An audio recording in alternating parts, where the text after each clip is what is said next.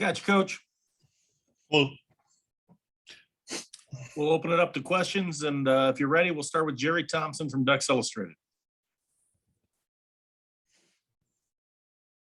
You there, Jerry? You unmute. Okay. Okay, Coach, congratulations on the victory. Question again about, I'm just wondering, against Cal, last play of the game, you're in the end zone, needing a good snap, and then against Washington, you're at the 1 yard line, you get a safety. How about the quarterback under center, 230-pound quarterback? Any thoughts on that? yeah, it's just not something that we do on a regular basis, and not something that's part of the offense. Certainly, there are people who believe in that and utilize that play. But we like to play the percentages that I think we only had, one negative yardage play, rush play in that entire game and 56 snaps. And, and we just don't want to force yourself to play left-handed to go under center. And, that's just our philosophy. And I know a lot of people believe in the sneak, but that's just not something that we do schematically. James Crapia, the Oregonian. Joe, the first play of the fourth quarter, just upon review of not just Travis's score or AB running past him, but the collective effort of everyone there. I mean, the right side of the line, Jalen Red blocking. How do you evaluate that play and execution across the board, and just how pivotal it was, obviously, to the game itself? Yeah, generally speaking, that kind of power sucker crack play that we run, we usually run that thing to the boundary, and just switch it up to run it to the field. But a huge play in the game and momentum swing to get ahead by a score by 8 points there. So certainly from a important standpoint, it was a big score in the game. But it's you gain a certain amount of satisfaction when there's a play that you have drawn up and all 11 people are executing and orchestrating. Just how it's designed. You said Jay Red with the crack block on the Mike linebacker there, who probably outweighed him by 40, 50 pounds. AB made the absolute correct read on the defensive end.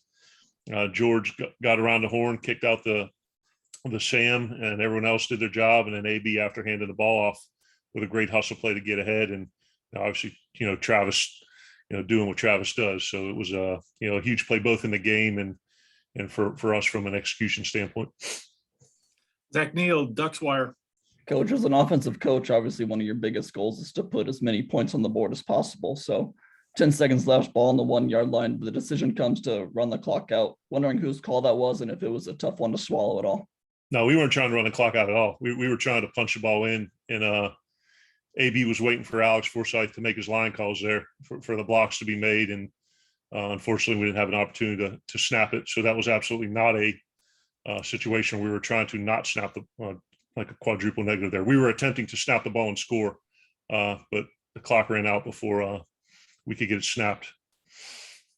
Luciano Chatelain, end zoners. Hey, Coach, what stands out the most to you about Washington State's defense, and particularly about Ron Stone Jr.? He's having quite a great season. What are your thoughts on him, and what makes him such a good player? I think the thing that sticks out the most about Washington State's defense is they play with tremendous passion. They swarm to the football. Those guys play with a very, very, very high motor. And I think of the 11 players, 8 are either graduate players or seniors, so that they're very, very experienced. But Coach Dicker does an excellent job with, disguising. They give you multiple looks, on first and second down, and really have an extensive blitz package on third down. So they play hard. They're very well coached. They have an excellent scheme. They disguise well.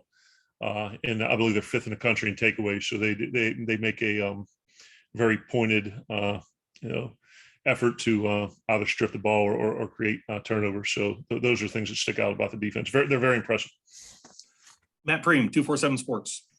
Yeah, Joe, I think on Travis's touchdown run, AB made the block at the very end to allow him to score. Maybe he got in, maybe because of momentum or whatnot. But you don't see that very often, where the quarterback is racing down the field to deliver blocks. It's not the first time that he's done this season. Do you like that? And I guess what does that say about him and just his willingness, I guess, literally to do anything it takes, because typically the quarterback tosses it and falls away from the play. Yeah, not only is that encouraged from the position, it's expected.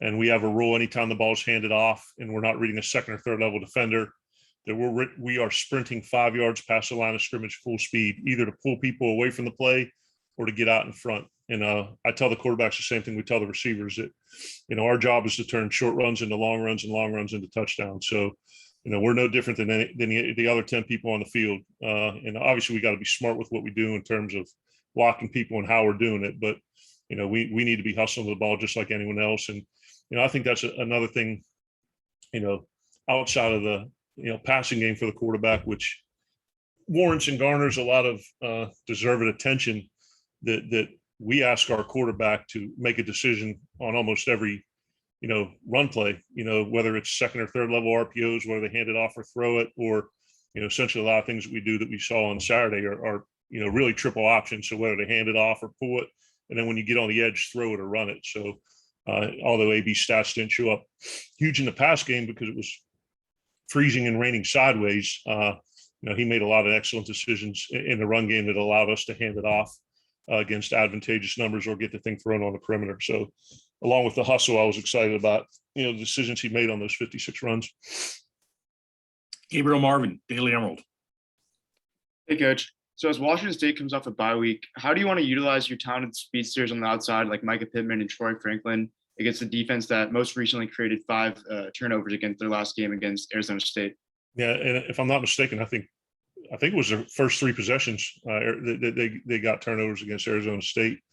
But they're very tall and long at corner. I think those guys are both 6'2" plus, and they're not afraid to play press coverage. They're going to do everything they can to disrupt routes. The safeties, they play well in man coverage too. And a lot of it goes back to the original question about Rob Stone, that they have a very active defensive front, particularly the defensive ends that pressure the passer. So we got to do a great job when it's man-to-man in separating and getting open. And then when it's zone, making sure our spacing is correct, whether it's, horizontally or vertically, and protecting and getting the ball down the field. But it'll be a huge challenge because 1, they rush the passer well, and 2, they cover well on the back end. James. Joe, 2 things on officiating, and not specific calls because I don't want to get you in trouble there, but just on how it impacted the offense. What did the review of a non-reviewable play after you ran a subsequent play, how did that impact the momentum of that drive, which I think ended in the interception, if I'm not mistaken? 1, and 2, after Micah's face mask, they incorrectly stated it was still first down. The sticks said first down. It changed to second just before the play, which was correct. But did you believe in calling that pass play that you had a first down still to work with because it was announced as such, which then prompted the timeout before 3rd and 33, which you may have thought was 2nd and 33? Yeah, well, the first one, I guess is year 24. I've never seen that happen before in the review play age, I guess, as it were. Really didn't particularly impact anything aside from momentum. That you had the first down, and then the next play was ran, and then you go back to review 2 plays prior. I mean, I had never seen it, but we kind of recollected, found out what down it was, and then moved on. And certainly those 2 penalties on the drive that you're speaking of, the second one, I think it was a 9-minute drive, and we were first and goal at the 1 or the half-yard line, and then to be knocked back, and then to be knocked back again. And I was trying to get just a naked pass play called where we could get something quick to the flat or the quarterback can run it. Not a ton of great plays on the call sheet for 2nd and 20 or 3rd and whatever the hell, 32, 20, whatever it was. But yeah, we just needed to maintain our poise there when we have it at the 1 and we punch it in, and it's up to over 30. But yeah, certainly those 2 things that knocked us back. And I guess there was a lot of discussion up top as we're trying to call the plays. Does anyone know what the hell down it is right now? You know what I mean? So that's why, like, a naked pass right there is something where there's a general thought process. 2nd and long, get half of it back. So when we were there, trying to either get ourselves into field goal range or get a quick catch and run where we can, get up the field. But yeah, one, we were trying to figure out what down it was, and then two, on that second and long, we're just trying to get half of the yardage back. Eric Scopel, 247 Sports.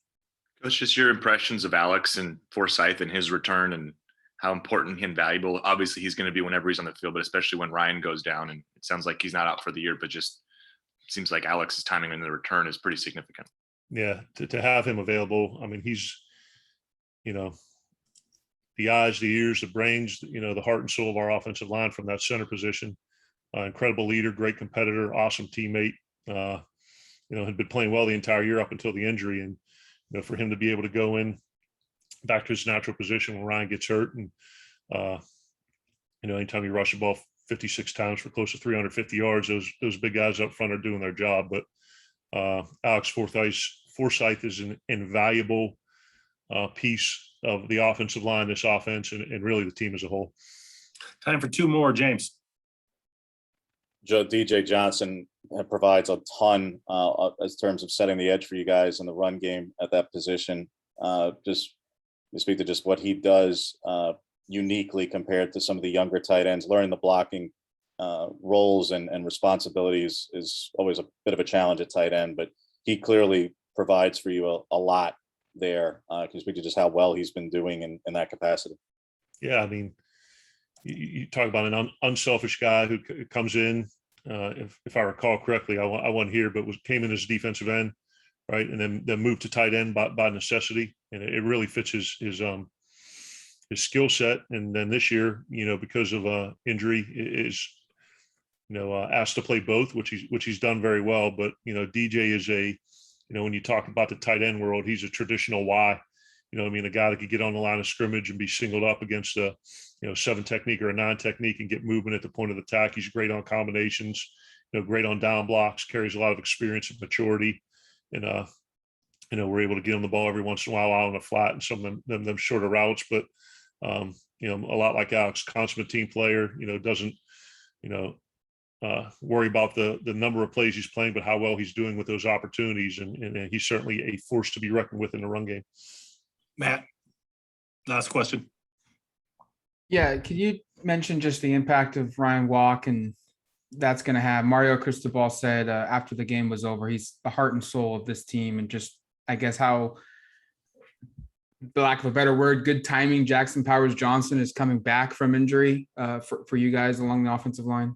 Yeah, I mean, it's kind of a recurring theme with the young men on this roster. We have a bunch of great kids, and for a kid from Sheldon, right, down the street to come to play the Oregon and then kind of get the opportunity to not just play, but play a significant role as a starter on a team that's won championships and has the opportunity to get a go 1-0 hopefully again this week. But yeah, he's a lot like Alex in the sense that the guys all look to him.